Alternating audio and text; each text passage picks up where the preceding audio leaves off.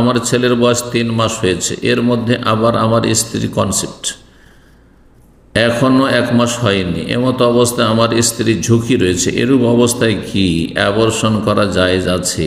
অ্যাবর্শনের কথাটি এত সহজ বিষয় নয়, এত সহজ বিষয় নয়। আমার বাচ্চার বয়স 3 মাস হয়েছে, আল্লাহ তাকে সুস্থ রাখবে, আল্লাহ সম্পর্কে সুধারণা কেন রাখেন না?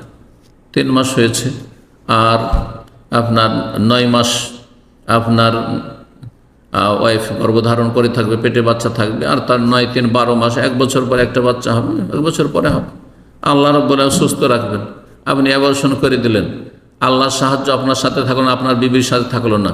হতে পারে দুর্ঘটনা এমন ঘটলো যে আপনার যেটা বাচ্চা আগের ছিল সেটাও অসুস্থ হয়ে গেল, বাচ্চার মাও অসুস্থ হয়ে গেল, বা সবাই মারা গেল। সব কিছুর মালিক রব্বুল আলামিন।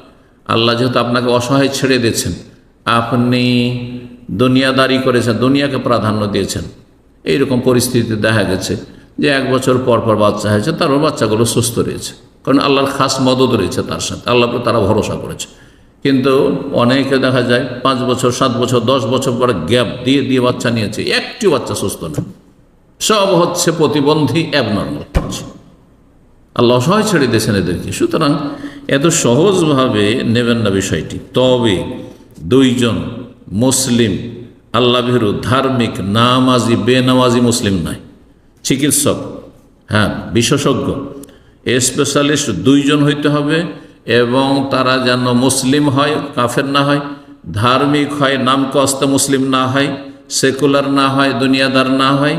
তারা যদি সার্টিফাই করে যে এই অবস্থায় গর্ভধারণ যদি করে আপনার ওয়াইফ, তাহলে প্রাণনাশের ঝুঁকি আছে, তখন অ্যাবর্শন করা যাবে আপনার 2 মাস, 2.5 মাস পর্যন্ত। জি হ্যাঁ, 80 দিন পর্যন্ত করা যেতে পারে। কিন্তু শুধু আপনি বলে দেবেন যে ঝুঁকি আছে, অথবা একজন ডাক্তার দুনিয়াদার বলে দিয়েছে না এত ঘন ঘন বাচ্চা এলে ঝুঁকি আছে না।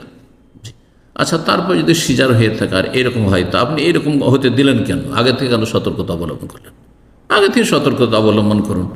হ্যাঁ, কোনো অসুবিধা নেই, গ্যাপ দিলে জায়েজ রয়েছে। কিন্তু আপনি বাচ্চা গর্ভধারণ করার পরে আপনি অ্যাবর্শন করবেন, এই পথে যাবেন না। আল্লাহ অসন্তুষ্ট হয়ে যাবেন, রুজি কেড়ে নিতে পারেন, আল্লাহ অসহায় ছেড়ে দিতে পারেন। আল্লাহকে ভয় করুন।